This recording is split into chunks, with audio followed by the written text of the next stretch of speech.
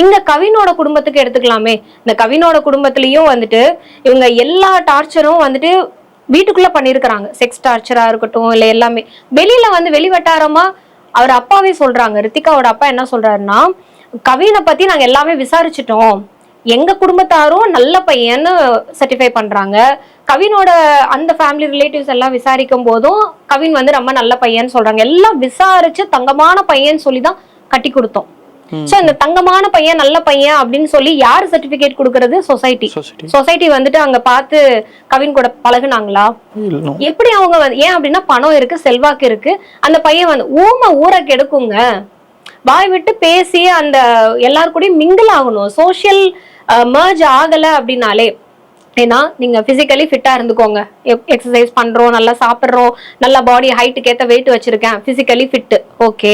Mentally fit, அதாவது நான் வந்து எப்பவுமே நல்ல எண்ணங்கள் தான் இருக்கு, நான் நல்லா தான் திங்க் பண்றேன், எல்லாமே ஓகே ஃபைன், பாசிட்டிவ் தாட்ஸ் இருக்கு, மென்டலி ஃபிட்.